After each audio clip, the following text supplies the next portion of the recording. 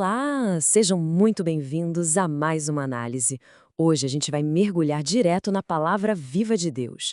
Vamos explorar o Salmo 123, na versão Nova Almeida atualizada, para encontrar aquele encorajamento espiritual profundo, sabe?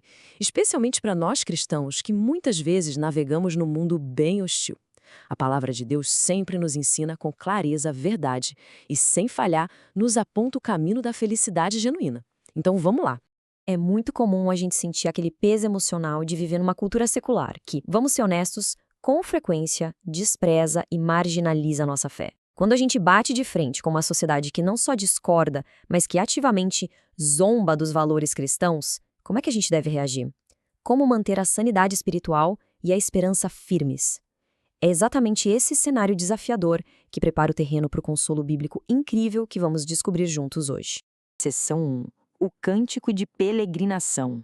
Bom, para começar, a gente precisa entender o pano de fundo histórico desse texto.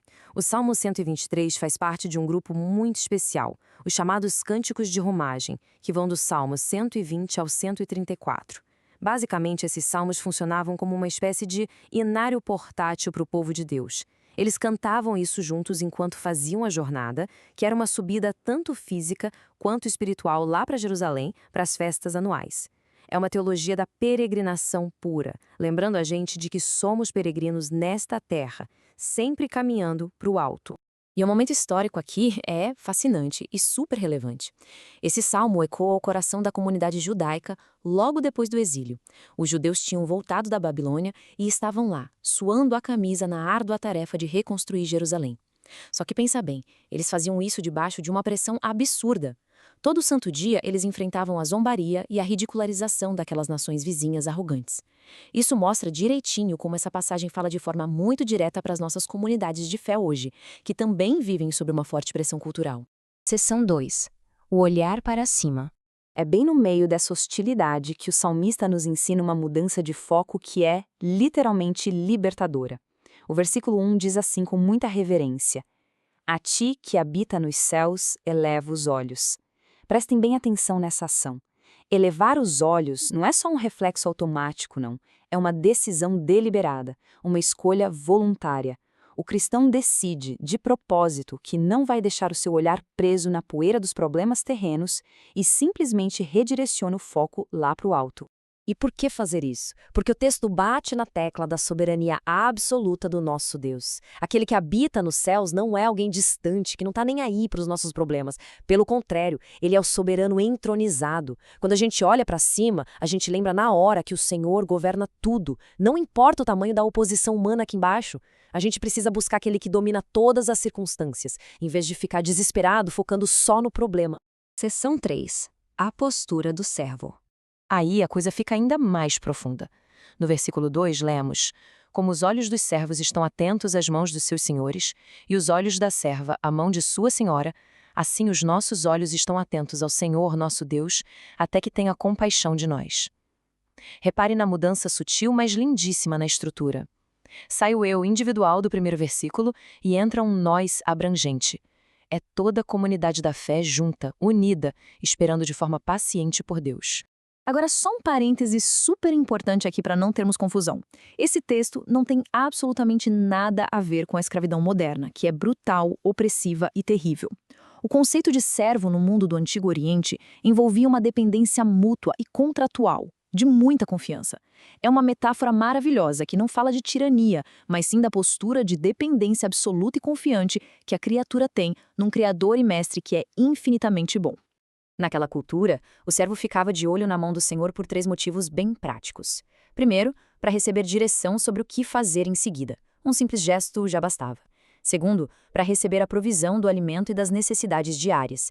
E terceiro, para receber correção, motivada por amor, quando fosse preciso. Da mesma forma, nós como cristãos, não devemos ficar exigindo respostas imediatas e barulhentas do céu, sabe? A gente deve esperar ativa e pacientemente pelos gestos de misericórdia que vêm da mão de Deus. Seção 4. O clamor por compaixão.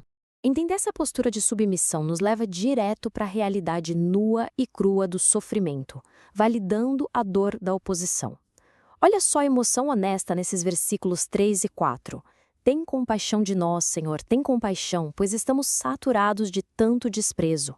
A nossa alma está saturada da zombaria dos arrogantes e do desprezo dos soberbos. O autor não esconde a humanidade dele. Esse pedido repetido de compaixão é um grito desesperado mesmo. E atenção, isso não é falta de fé ou neurose, não. Pelo contrário, é a marca de uma fé super profunda e autêntica diante de feridas reais. Tem um detalhe na palavra original em hebraico que é de uma ironia brilhante e ao mesmo tempo dolorosa. A palavra traduzida como saturado, shavá, geralmente é usada na Bíblia para coisas boas, tipo estar empanturrado depois de um banquete ou saciado pelas bênçãos do Senhor. Mas aqui a alma não está saciada de bondade, ela está nauseantemente empanturrada com o veneno tóxico da zombaria. É como se tivesse engolido tanto escárnio que não cabe mais absolutamente nada na alma. É incrível como isso se aplica aos nossos dias, né? Onde a gente encontra essa arrogância toda hoje? A gente vê isso no grupo dos intelectualmente superiores que tratam a fé como uma ignorância primitiva, nos imoralmente confortáveis, que ridicularizam os padrões éticos cristãos, e naqueles espiritualmente hostis que tentam calar o evangelho a todo custo. A grande lição prática é: a igreja nunca deve se chocar com isso. Afinal, sempre foi assim. E, acima de tudo, o cristão jamais deve descer ao nível dos arrogantes. Nossa resposta é simplesmente manter o olhar elevado. Seção 5. Cristo, nosso Salvador. E isso nos leva ao ponto central, que ilustra brilhantemente a nossa esperança definitiva. É maravilhoso constatar que Jesus Cristo preenche de forma perfeita os dois grandes papéis desse salmo. Aquele Senhor entronizado nos céus do versículo 1, para quem a gente deve olhar, é o próprio Verbo encarnado e glorificado. Mas, olha que paradoxo incrível, ele também é o cumprimento supremo do servo do versículo 2. O servo inigualável que, esvaziando-se da sua glória, manteve os olhos perfeitamente fixos na vontade das mãos do Pai durante todo o seu ministério aqui na terra. Mas o sacrifício de Jesus vai muito além quando olhamos para a humilhação dessa passagem. O salmista falou que a alma estava saturada de desprezo, certo? Pois a verdade inegável é que ninguém, absolutamente ninguém, absorveu uma saturação tão avassaladora de escárnio quanto Jesus lá na cruz. Os soldados rindo dele, a multidão o xingando, os líderes religiosos zombando, Cristo suportou, no seu próprio corpo e na sua alma, o pior do desprezo humano como nosso substituto perfeito. Ele esgotou o cálice da zombaria para que a compaixão de Deus pudesse transbordar para nós. E com a nossa dívida totalmente paga, a gente precisa proclamar essa verdade com toda a alegria do mundo. A salvação do cristão é unicamente pela graça de Deus. Não tem esforço ou mérito humano que possa nos salvar. O fato libertador é o seguinte: todo o que crê que Cristo é seu Salvador e Senhor é salvo, e ponto final. É exclusivamente por causa dessa fé na obra terminada de Jesus que hoje a gente pode dobrar os joelhos com confiança, sabendo que o Rei misericordioso do universo vai ouvir o nosso clamor. Para fechar nossa análise, esse texto maravilhoso nos deixa um desafio bem profundo e pessoal. A grande pergunta é: para onde os nossos olhos estão olhando hoje? Será que a gente tem deixado nosso olhar preso na horizontal, afundando e adoecendo no desprezo passageiro de um mundo que não conhece a Deus? Ou será que a gente tem mantido com firmeza um olhar vertical, focado no trono da graça, onde o nosso Salvador compassivo nos estende as suas mãos? Que essa pergunta fique ecoando aí na nossa mente e que o próprio Senhor guie o nosso foco. Um grande abraço e até a próxima!